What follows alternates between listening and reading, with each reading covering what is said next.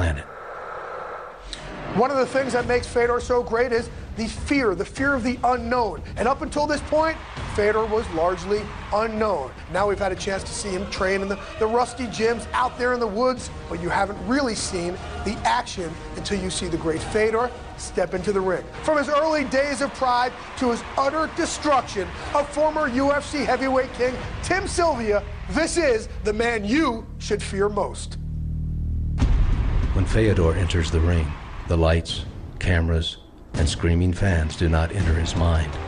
The way his facial expression is and the way his mind seems to be so extremely focused, you can see his mental strength.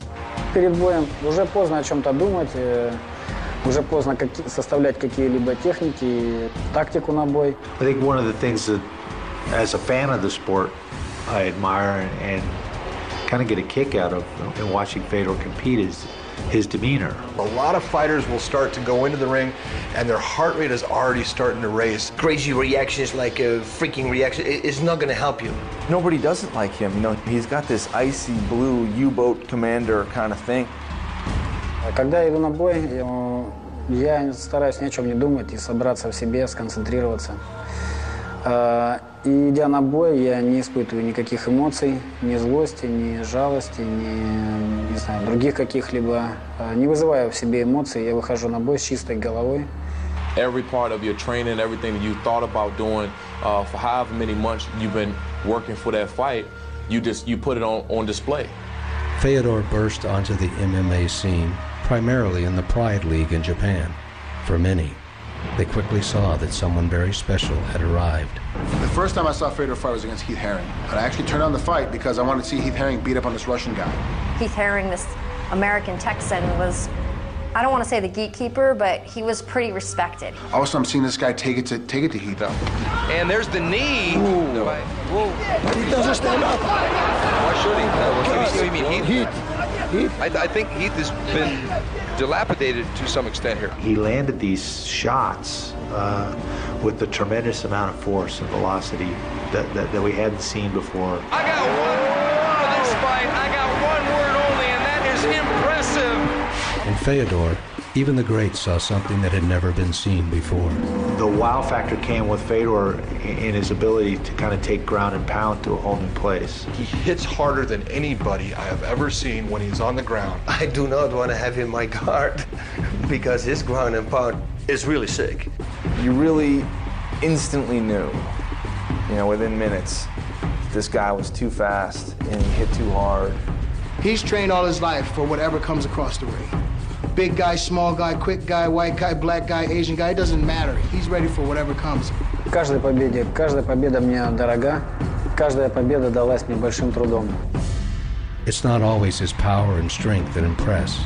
In 2003, Fedor showed that even when tested, he possesses a calm that can overcome any blow. When I fought him, I didn't want him to be able to throw those punches and stuff and hit me, so I wanted to stay close to him, get him to the ground. Ken Redmond take him down. I honestly thought we saw the first death in MMA because Kevin threw him on his head so hard. When Fedor remains so relaxed when he's fighting, he's almost like rubber, he's like putty in your hands, and then all of a sudden, boom, he's all over you, capitalizing on an opening, and you feel his true power. I thought he was taking a breather, and when I went to move, he realized. He saw me give up a little bit of the pressure on him, turned me over. Oh, here we go. There it is. Gets thrown on his head and arm bars Randleman as soon as he hits the ground. It is the most amazing thing I've ever seen. In all of Fedor's fights, when he grabs a hold of a limb, he almost always finishes the submission, and when someone grabs a hold of his limb, he almost always escapes. In July 2008, Fedor came to America for his biggest fight to date in the States. Matching up with former UFC champion Tim Sylvia, Fedor knew the importance of proving himself to the American audience. Tim Sylvia is always known as a tough guy to fight. This is Tim Sylvia, who's a top 10 heavyweight, for sure, you know, in anybody's book. And who's beat a lot of tough guys. You know, Fedor doesn't seem like he cares at all. He timed it perfectly. When he saw his opening, he capitalized, closed that distance, and then never let up. He came to that match almost in a sense like, I want this to be 36 seconds long. It's finally here. Fedor Emelianenko on U.S. soil, fighting the former UFC heavyweight champ in Tim Sylvia. This is the kind of fight you live for right here.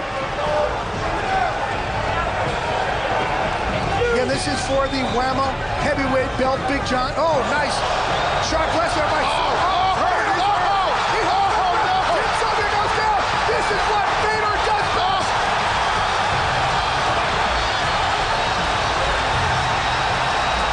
Fedor immediately hooking in the hooks, going for a rear naked choke. Can it be over this fast? This is the same position Randy Couture had Tim Sylvia, but he's got the advantage. He tapped out. He tapped out. 36 seconds. That is why. Fedor Emelianenko. You want to know why? He is the greatest fighter on the planet today. That is why. Tim Sylvia shaking his head in disbelief. That, folks, is the Michael Jordan, the Tiger Woods, the Rocky Marciano of our sport. С Тимом Сильвией. Что он прошел быстро. И он меня ни разу не ударил. Стив Сильвий, да, хороший бой. Мне понравилось. The American public was impressed by Fedor's dominance, but to him, never concerned with status or rankings, it was just another step. Федор финт айснит best залов. I wait some failed champions. Но никогда нет, что я лучший, что я номер 1, там, номер 5, там, что я... То есть такого нет. Я согласен, что говорят люди по поводу самого лучшего бойца в мире. Наверное, такие есть. Люди просто говорить не будут. Ну, лучший из лучших, наверное. Что, я даже не знаю, что еще сказать. Coming up next, we travel home with Fedor. His life is revealed for the first time by those who know him best. Со всеми боролся. И в садике боролся, и дома со всеми боролся. Очень любил бороться. This is an exclusive journey to discover just what made Fedor the baddest man on the planet.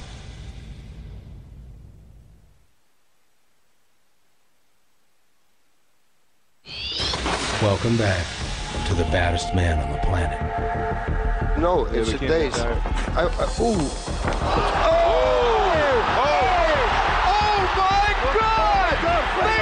in huge trouble here.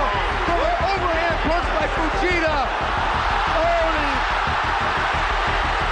Who has Fujita been training with? I want to know. Everybody came out the first time you said tonight.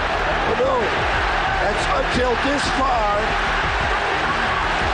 The crowd is going insane here, folks. If Fujita beats Fedor, it's going to turn the heavyweight division upside down because Fujita's not even ranked in the top 10 at the moment. Oh, no! That looks like about it. Choke is coming. He's going to get him right here. He's got the choke. He got him. He's got it. It's over. It's over. Whoa! What a fight.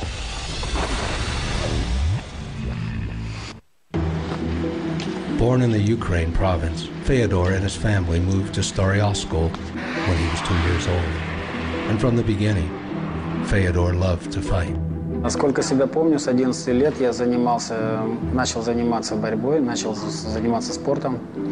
И на протяжении всего времени я мечтал, хотел стать большим чемпионом. Every mother can see things in her children that makes them who they are. In Fedor's case, she saw it very early. Со всеми боролся.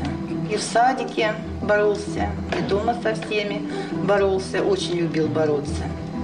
У нас были в школе и дружеские, скажем так, борьба такая, и приходилось драться, поэтому, не знаю, может быть, в моем детстве было этого немножко больше, чем у других детей. Although Fedor has always loved sports and competition, he also has a passion for the arts. Ходил в школу искусств. Играл на аккордеоне, рисовал, лепил и танцевал.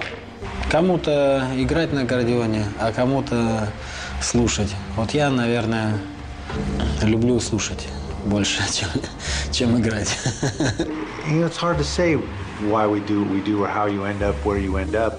It's an individual, very tactical, very technical sport that somehow touches you inside. It gets inside of you. Fedor would take his love for fighting with him to the army where he served for 2 years. While enlisted, he constructed a makeshift gym so he could devote more time reaching new physical and mental heights. Я еще находил время для занятий, то есть дополнительно сам занимался штангой, подтягивался, ну, скажем так, физически, развивался физически. Скажем, в армии креп духом и развивался физически. То есть я пришел уже, ну, не молодым мальчиком, к которому ходил, а уже молодым, скажем так, мужчиной. I believe a lot of the men and women that get into MMA, they get into it because it's a challenge. Guys that are great, like Fedor, like a Randy Couture, like a Boss Root, and they're able to establish that, you know what, I just want to go out and see if I'm better than you. Every man has the urges to dominate inside himself, and some guys get lucky and fall in to the right situations early. Я всегда хотел и чувствовал, что могу добиться высокого результата в самбо, в дзюдо.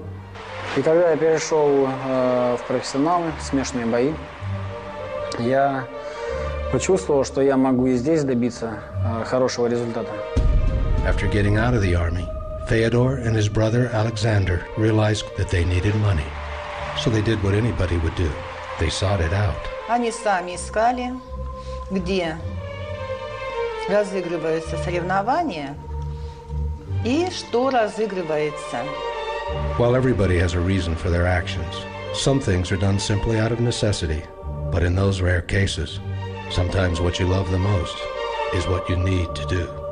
Плюс всю жизнь занимался спортом, и я понял, что именно от этого дела, от любимого дела, я могу получать, скажем так, отдачу. Ну, могу зарабатывать, скажем так, на пропитание своей семьи. Next, we explore the serene nature of the world's baddest man. How can someone so ferocious remain so calm? Он как бы уходит в себя, настраивается, и на его лице уже не видно никаких эмоций. Все нервничают перед боем. Кто-то может себе, скажем так, владеть этим. This is Fedor, the baddest man on the planet. Welcome back to the baddest man on the planet. In Coleman's corner, we have Kevin Randleman, victorious earlier tonight over Mirko Krokop, as well as the Iceman Chuck Liddell and Wes Sims. In Emelianenko's corner, Alexander Emelianenko, his brother, and Vladimir Voronov. He's got here's the armbar. And Coleman has the tap. And Fedor Emelianenko. It's not just his deadly power, his blazing speed, all his sambo submission moves. It's really the calmness of Fedor Emelianenko that I think freaks all the other fighters out.